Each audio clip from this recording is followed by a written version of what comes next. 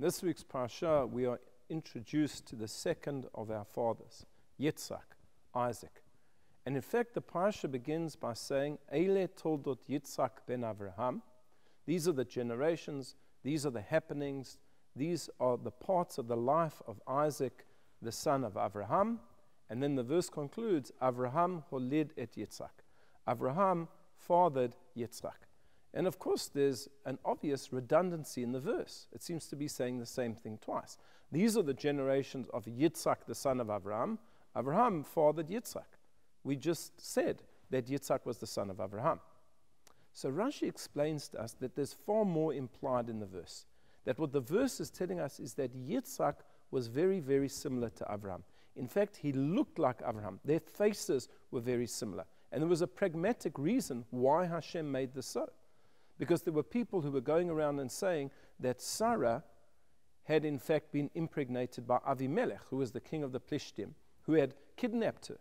And that perhaps the reason why she never had a child until now is because Abraham was infertile, he was sterile, and really Yitzhak is the son of Avimelech.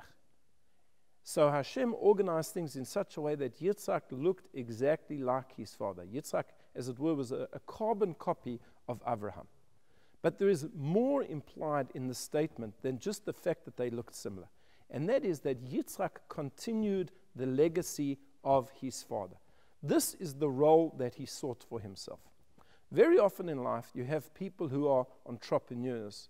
They are iconoclasts. They come up with new ideas and new movements. That's what Avraham was.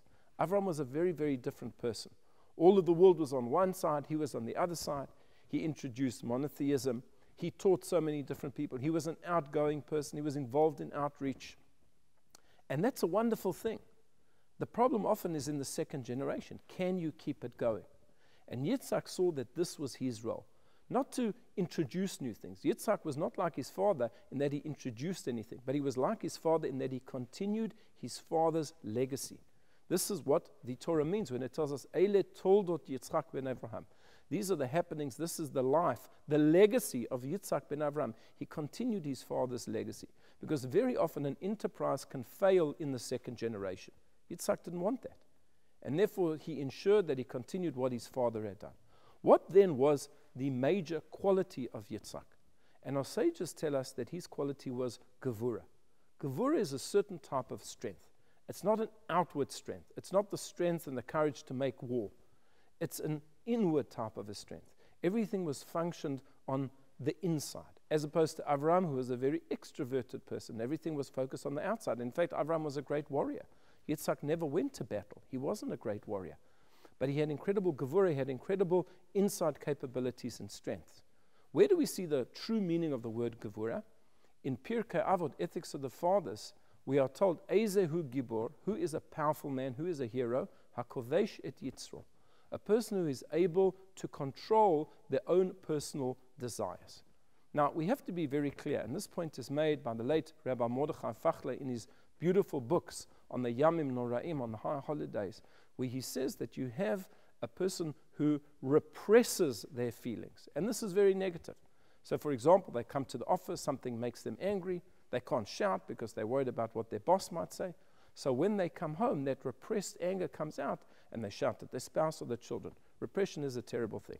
That's not what gevura is. It's not that the person is repressing their feelings. It's that they have inner control.